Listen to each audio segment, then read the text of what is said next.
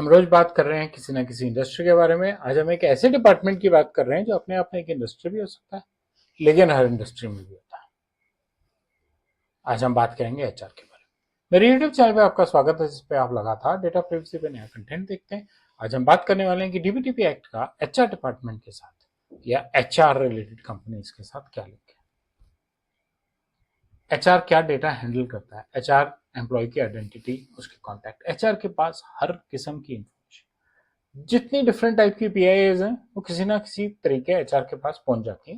Depend करता है, बड़ी कंपनियों में, कुछ कंपनियों में सीसीटीवी और बायोमेट्रिक कभी नहीं है, लेकिन ज्यादातर कंपनियों में है।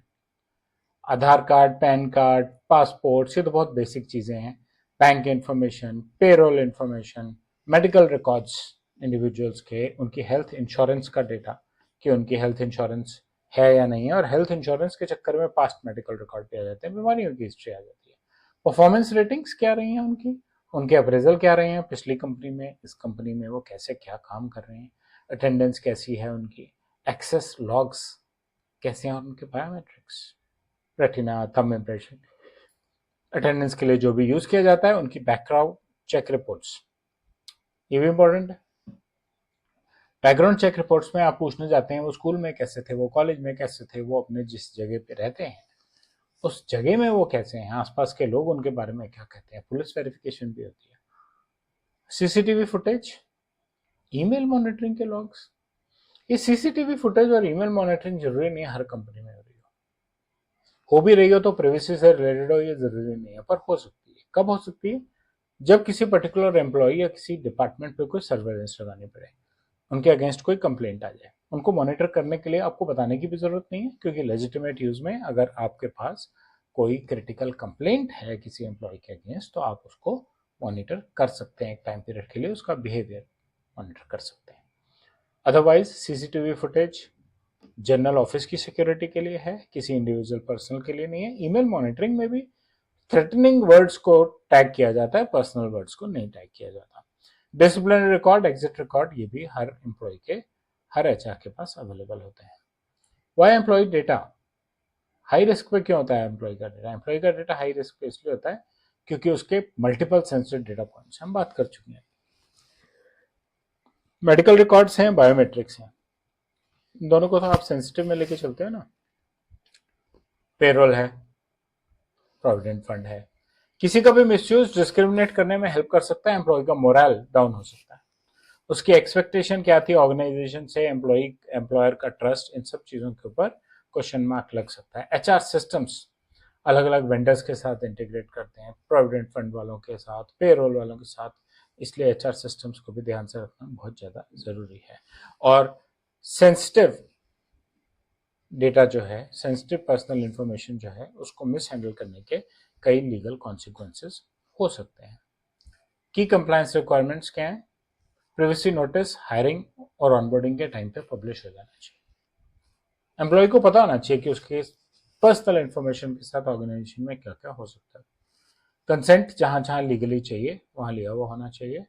एक्सेस कंट्रोल सिर्फ एचआर के पास होने चाहिए। एचआर का डेटा एचआर के अलावा किसी के पास नहीं होना चाहिए। हायरिंग के टाइम पे जो डेटा कलेक्शन हो रही है उसको बहुत ध्यान से करना जरूरी है। उसकी स्टोरेज एनक्रिप्टेड होनी चाहिए। तो अगर आप एक्सटर्नल सैस प्रोवाइडर का पेरोल या कोई सॉफ्टवेयर यूज कर रहे हैं, एनक्रिप्टेड डेटा होना चाहिए। वेंडर कंप्लायंसेस, ये बहुत इंपॉर्टेंट है।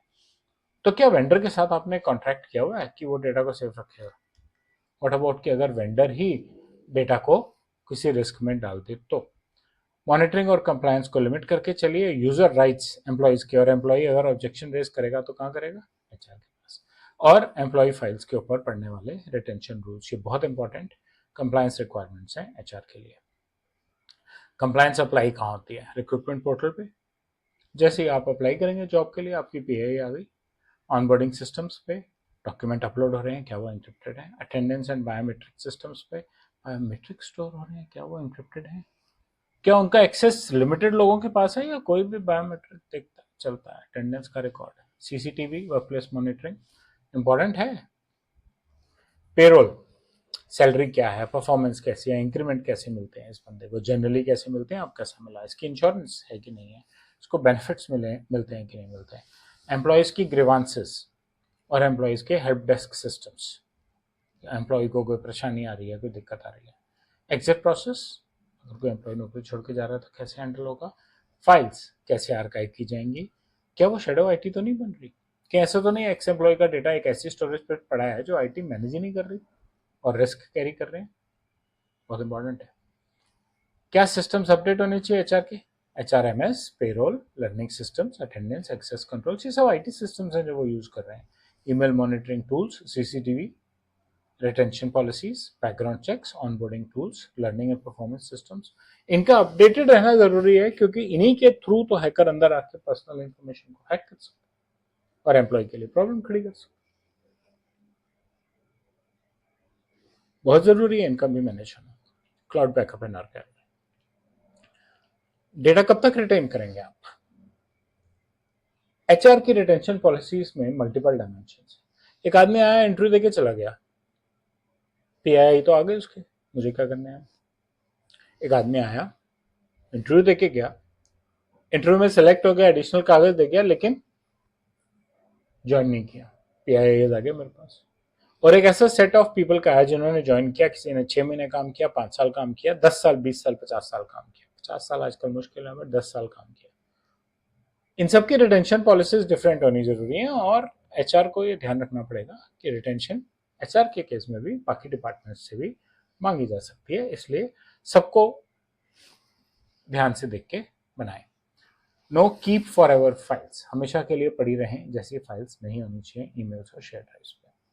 वर्कप्लेस मॉनिटरिंग रूल्स, एम्प्लॉयज की मॉनिटरिंग ध्यान से की जाए, उनको पता होना चाहिए अनटिल की कोई कंप्लेंट सर्वेलेंस है जिसको लेजिटिमेट यूज कहा जाता है। कोई हिडन और एक्सेसिव मॉनिटरिंग नहीं होनी चाहिए। लॉग्स पे एक्सेस लिमिटेड रहना चाहिए, ऑथोराइज रोल्स पे रहना चाहिए। सीसीटीवी भी लिमिटेड टाइम के लिए रिटर्न होते हैं। एम्प्लॉयज की प्रोफाइलिंग आप नहीं कर सकते किसी भी कीमत पे, और लॉफुल बेसिस पे ही मॉनिटरिंग कर सकते हैं। आप ऐसे अपनी मर्जी से किसी भी बेसिस पे किसी की भी मॉनिटरिंग नहीं कर सकते। एक छोटा सा रोड मैप जो मैंने बनाया, लेकिन मैं फिर से वही कहूंगा, इनमें से क्या क्या आप अभी करते हैं जिसमें इंप्रूवमेंट करके आपका कॉन्फिडेंस बढ़ता है, आपकी कंप्लायंस चाहे 5% लेकिन कुछ हद तक इंक्रीज होती है। धीरे धीरे आने वाले 17 महीने में आप इन सब चीज़ों को धीरे धीरे अप्लाई कीजिए, अपने सिस्टम्स के हिसाब से रोड मैप को अलाइन कीजिए। जेनरिक रोड मैप बनने से कोई फायदा नहीं होगा, स्पेसिफिक बनाना है तो आप मुझसे बात कर सकते हैं, मेरी कॉन्टैक्ट डिटेल्स मेरे चैनल पे अवेलेबल है। समरी, एचआर के पास सबसे ज़्यादा सेंसिटिव इंटरनल डेटा है, उसके पास कंसेंट है, उसके पास नोटिस है, उसके पास बहुत सारा डेटा है। मॉनिटरिंग लॉफुल और ट्रांसपेरेंट होनी जरूरी है। रिटेंशन कंट्रोल्ड होनी चाहिए, इनडेफिनेट रिटेंशन नहीं हो सकती। डीपीडीपी एक्ट जो है वो एम्प्लॉय ट्रस्ट के लिए सेंट्रल रहना चाहिए, बहुत ज़्यादा इंपॉर्टेंट है। डीपीडीपी एक्ट एचआर के लिए कैसे अप्लाई होता है उस पर बस इतना ही। हम आगे और इंडस्ट्रीज के बारे में बात करने वाले हैं। मेरे चैनल को सब्सक्राइब कीजिए, चैनल के साथ बने रहिए, और अपना फीडबैक, अपनी क्वेरीज कमेंट सेक्शन में शेयर करें। मुझे अच्छा लगेगा कि मैं आपको आंसर कर सकूं। धन्यवाद।